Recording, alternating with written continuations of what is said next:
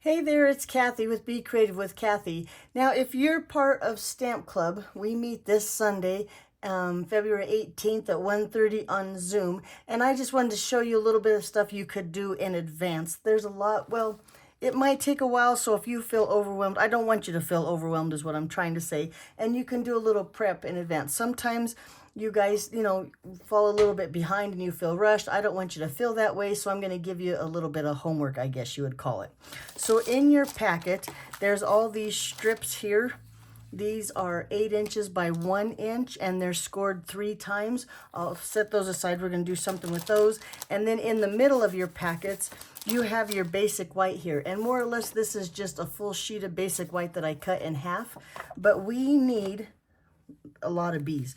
So we need 1, 2, 3, 4, 5, 6, 7, 8, 9, 10, at least 10, and that depends if you want to put a little bee here or if you want to use that circle. So 9 or 10 bees is what we're going to need. So I suggest that you go ahead and you get those punched out in advance.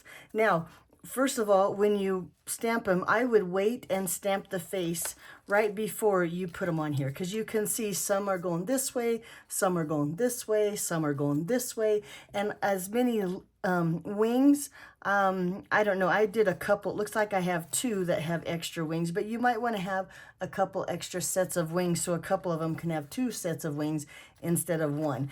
And if you don't know what I'm talking about, look, see, like this guy here has 2 wings, this guy here only has 1. Look, and he don't have any antennas. I got to find him some antennas.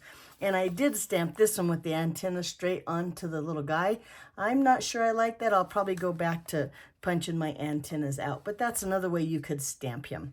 So that's what I suggest. Now that this piece of 8.5 by 5.5, I suggest you cut it down to about a 1.5 inch strip. That way, when you punch, let me turn it this way, when you punch your little bees, you don't have all the waste up here. So like I said, I think 1.5 inches, you might want to measure the bee. Well, let me measure it here real quick on my mat. Yep, 1.5 won't give you a lot of room for error, but it'll be enough to get your little bees out of there. So like I said, 9 or 10 little bees. I would stamp their eyes and everything later. I would make sure I had enough antennas for all of them and maybe a couple extra wings in case you want to do double wings on a few of them. Okay, let's go to these strips here. Now these strips, like I said, there's 8 of them. They're scored 3 times. We want to fold that score like a W, like this. And I'm going to use my bone folder because we want a really nice, crisp fold. And I'm going to try to get them so they're straight. There we go. But fold on that score line there in the form of a W, like this.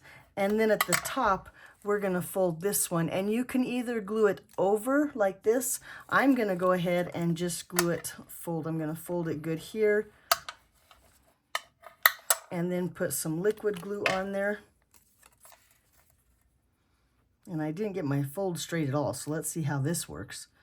But, okay, maybe this is the wrong liquid glue. Nope, there it goes. Just a little bit of liquid glue on there, and then just seal this down this way. And making sure that this is able to lay flat when you glue that down so it looks like that. I hope that makes sense. Let's do one more just so you can see. We're going to fold it in a W, and we're going to use our bone folder because we want to make sure it has a nice flat fold on there. Making sure that the sides line up, and it doesn't have to be perfect. Most of this you won't even see, but it's still nice to have it nice and square and lined up.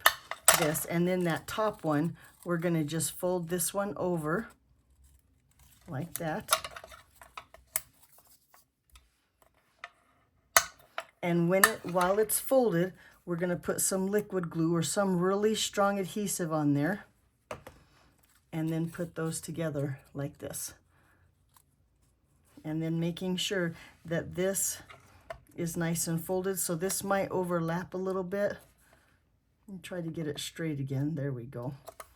And then make sure that that lines up and it looks like that when you're all said and done. And you should have 8 of those. Alrighty, that's what I have for prep work. I hope that I didn't forget anything else. But we'll see you Sunday the 18th about 1:30, and you should get a Zoom invite very soon on an email. Thanks for watching. Bye-bye.